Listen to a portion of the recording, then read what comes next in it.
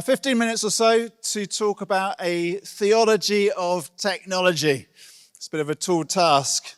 Don't look down on me because of my age.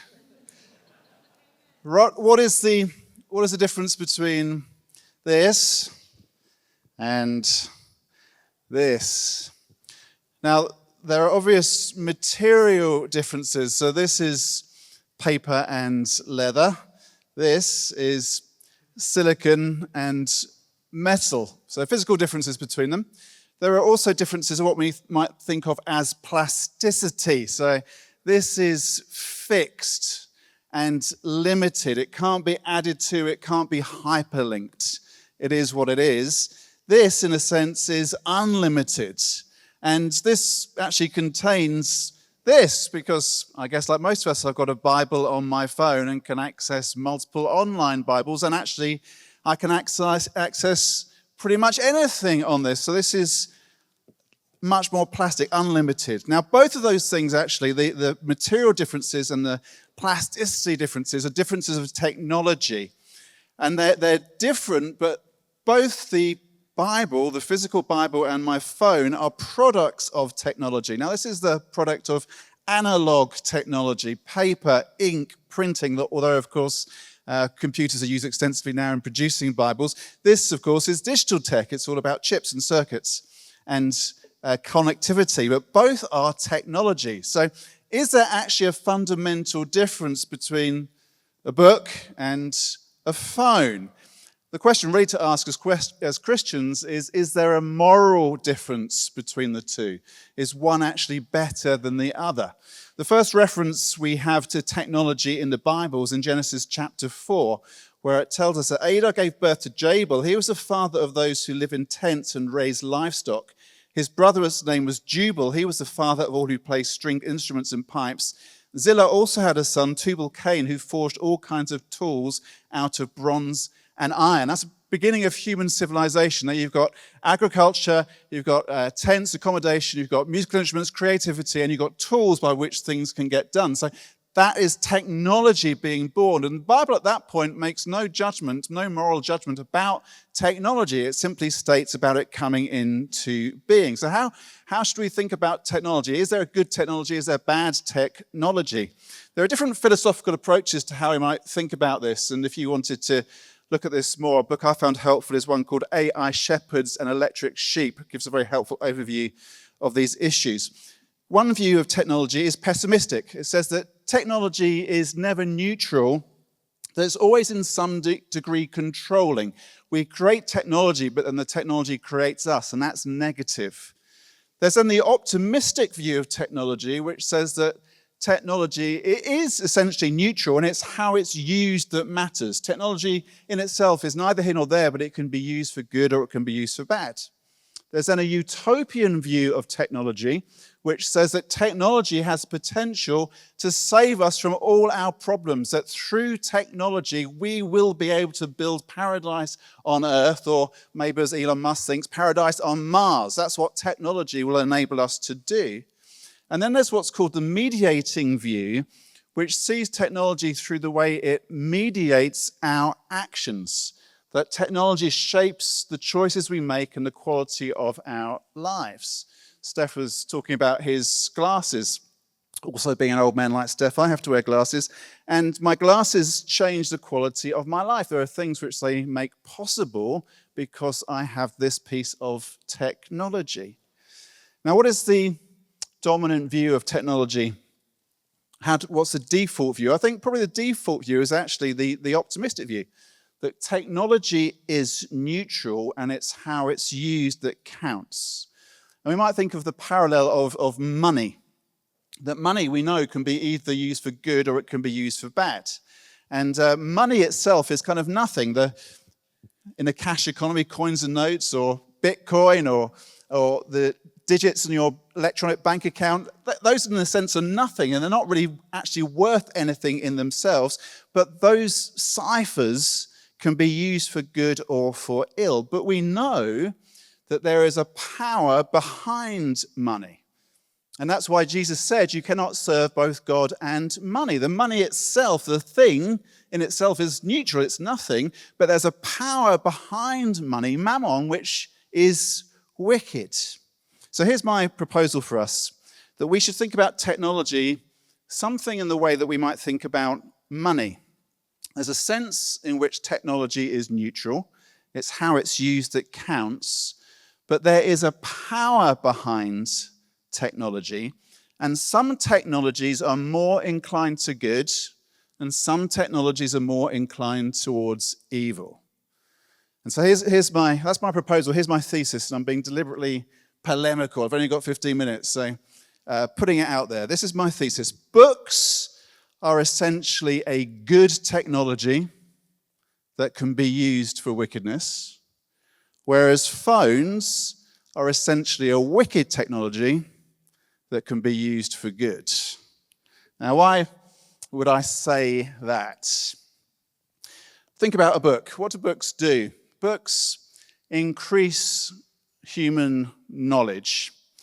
They increase human memory. One of the things that you find if you are reading the Bible is if you only look at your Bible on your phone, it's very hard to get any real sense of how the Bible holds together. But if you read a physical Bible, it doesn't take long to work out the order of the books and how the whole thing holds together. It's like with maps. As a generation that only uses maps on our phones, we lose the sense of how the nation looks. I'm sure my kids have got no idea where Barnstable or Birmingham are because they just wouldn't know because they've never looked at a paper map. Books do something for our memory that digital tech doesn't. And then there's a pleasure, and this is a bit more subjective perhaps, but especially with a lovely black leather Bible. There's a kind of a tactile, physical pleasure to that which this just doesn't have. Now, phones, on the other hand, tend to distraction.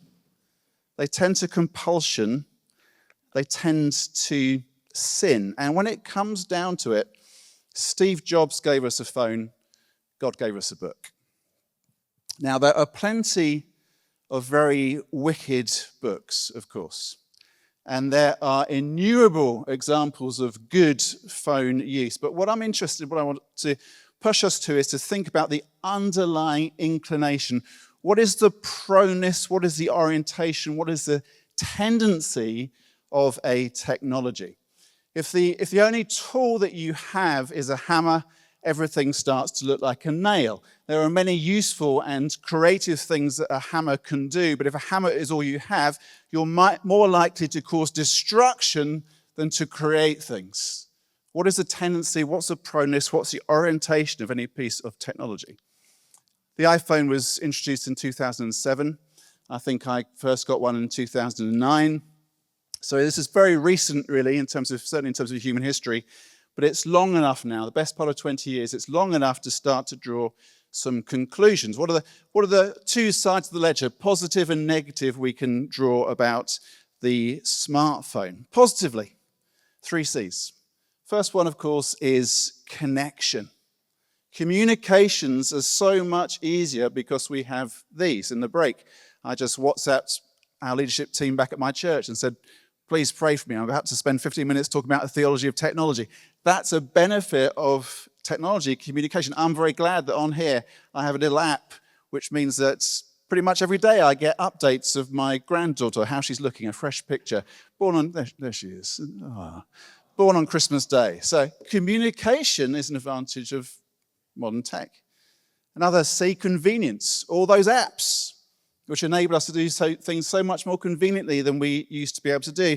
And then capacity. All those apps, all the stuff we get to do, all that information, all that data, all the potential that is opened up to us which wasn't previously there because we have our phones.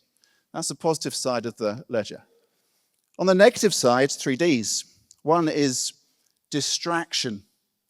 It is much harder to focus and concentrate when we constantly have these with us.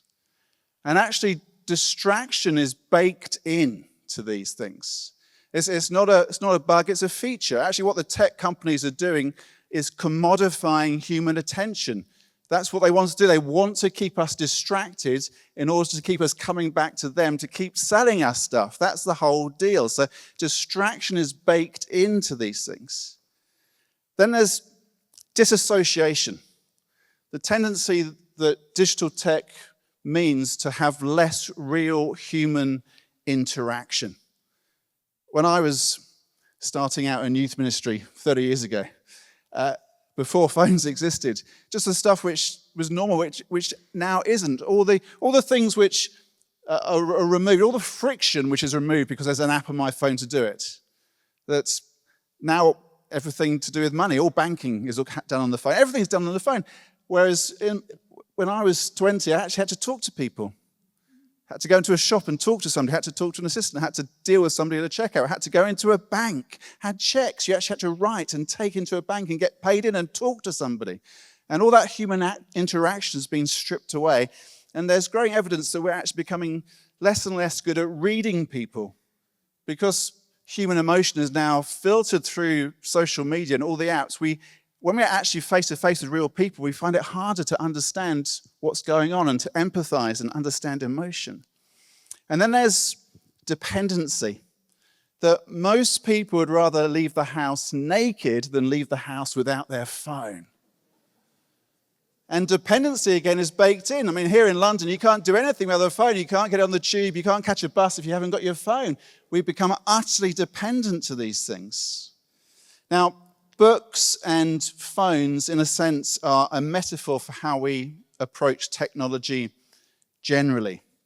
And what I think we need to do is distinguish between what technology can do and what it tends to do, and then engage with it selectively so that we're using it in a way which actually helps us rather than drags us down. A friend of mine, Andrew Butterworth, who leads a church in Johannesburg in South Africa, he has come up with these 4 diagnostic questions, which I think are really helpful for thinking about this. Here's the first question. Does this technology, this isn't just phones, but technology generally, does this technology strengthen or weaken embodied community?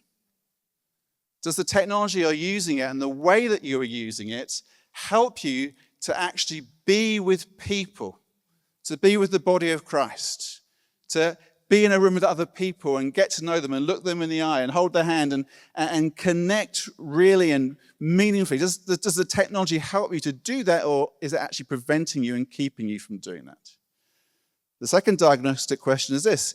Does this technology deepen or shortcut spiritual formation?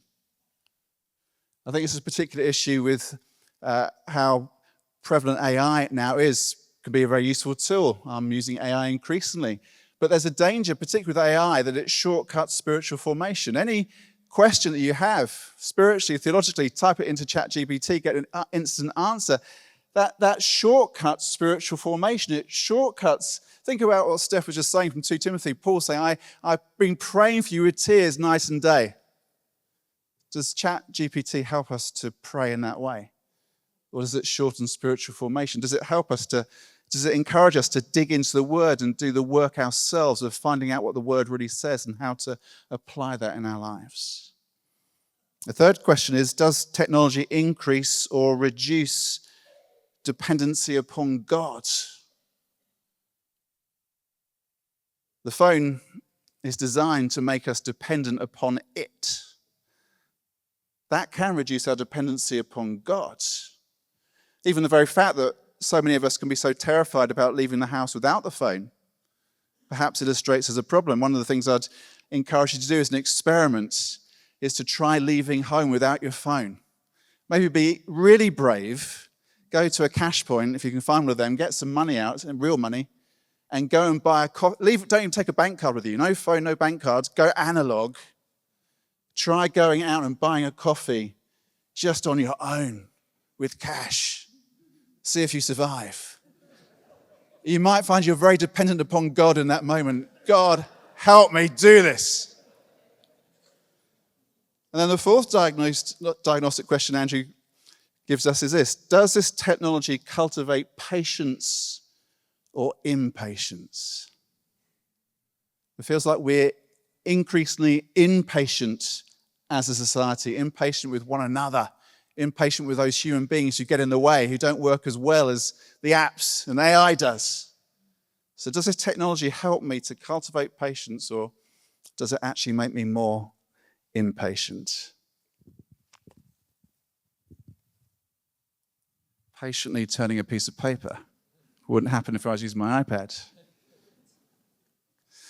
So what I would suggest is that we, rather than unthinkingly embracing technology, which is what seems to have happened over the last 20 years since the introduction of the smartphone, or rather than a reactionary rejection of technology, what really we need is to be selective and be discerning. What we need to do is cultivate habits with technology that honor the fact that the human race is made in the image of God, and that we as Christians are meant to act in a way which honors God and leads to the flourishing of other human beings. And if we can use technology, if we can be selective in our use of technology and use it in a way which does honor the image of God in other people and does lead to human flourishing, let's use technology. But whether technology limits, reduces, shrinks that, where it diminishes how we view other people as those who are made in the image of God and precious to him, where it diminishes human flourishing because it does weaken social bonds and atomizes us, then let's be selective and let's leave our technology alone and find a better way. Amen. See, wonderful. Wow, Matt, there's a lot in there. So good. You packed a lot into 15 minutes. Superb. Well, now's a chance I just got to ask you a couple of questions about unpacking some of that, looking specifically at that. You touched on it a little bit toward the end there. And I remember reading an article from an Australian academic recently who makes the point that the outright ban on technology and social media for under 16s in Australia is an evidence of what he calls just a moral panic. We've come to the conclusion this is bad and doing people harm, therefore we'll go to the completely other direction and say that all banned. And he says in doing that, there's a danger that we cut off young people from a life source of connection and community, and we encourage them to find alternative, secretive ways around it. The moral panic theory. So just kind of as another way of thinking about it, I wonder what your reflections are on what you've seen happen in Australia recently, and what you'd like to see this country do, and then I guess what we can do in our youth groups and among young people we work with. Yeah, we always tend to flip-flop to extremes. That's just a human tendency. And so we're always looking for the magic bullet which solves all problems, and that just doesn't exist. So the reality is that we're not going to get rid of our phones. We're not going to get rid of AI. These things are real. They're with us. And so sort of blanket bans and rejections of stuff, I think probably isn't the most helpful way and isn't sensible. And what we need to do is to be selective. A blanket ban on under 16s having social media, well, I think should under 16s be on social media? Ideally, no, but will they get around any kind of ban? Of course. And it just seems it's like holding that hammer and seeing everything as a nail. And that we can flip-flop on these issues and we can push towards a very negative view. All technology, digital technology is it is evil. Like I said, phones are fundamentally wicked. But but there is good that they can be used for. So there's obviously complexity in terms of social policy, and governments do have to legislate for things. But I think taking a sledgehammer to crack nuts is usually not wise, and that a more selective approach of engaging and thinking, how is this working? What is good here? What is actually wicked? What does that mean for us as Christians, how we live? Think about it thoughtfully. We tend to be very reactive. See that politically. As Christians, we shouldn't just be reactive. We should be thoughtful, look at things biblically, take our time, and come to wise and godly use of the tools that God has given us. That's great. I think one of the things I pick up in a culture like ours is that we're all very worried about being left behind with new innovations and new technologies. But I really appreciate you kind of advocating for a slower, more considered, more measured. You know, I think we all have in our we all have in our minds. I have in my mind when you say that the Amish, who kind of are very deliberate about not allowing technology to come and affect their way of life. We're at the opposite end of that. What are some things that you've either done in your own life, your own family, or you've done in church that have deliberately tried to implement a more thoughtful, slower embrace of technology? Well, the Amish are actually a great example of that at a much more developed stage. So it's not simply they reject technology. Actually, the Amish will test technology. They'll do exactly this. And so if somebody wants to get a mobile phone, they'll say, okay, you get a mobile phone, you keep it for a year, and let's see what happens. Is this a technology which is going to help us as a community, or is it going to weaken us as a community? And they'll assess it. So it is a much more thoughtful and deliberate. It's not just a wholesale rejection. So lots of the things which look so antiquated in the Amish culture are actually rational, intelligent decisions. We are not going to use motor engines, we're going to use horses because that restricts us. We can't travel more than 15 miles. And we think that works because it keeps our community close. So it's not a rejection of technology so much as a choosing, we're valuing this, and therefore we're not going to use that because that's, although it might not be evil in itself, actually will have a detrimental effect upon our community. And I think for us, because obviously we're not living in Amish society, it's much more difficult, we're much more mobile, much more diffuse, spread out in the places that we live. But in our churches, we need to have something of that kind of approach. And a lot of the theme of today about phones, a solitary parent, one parent with their control freakery cards to stop their kids from accessing apps, actually doesn't... Control freak, did Control you say? freak. Okay, doesn't actually fix anything. You need a community, you need the community as a whole to agree this is how we as a community are going to approach this, because otherwise it just doesn't hold. No, that's really helpful. I'm happy to be a control freak and a lone voice for a while. Matt, thank you so much. Matt's going to be sharing later in the parenting workshop on what it looks like to be an authoritative parent who leads well. But let's give it up. Thank you so much, Matt.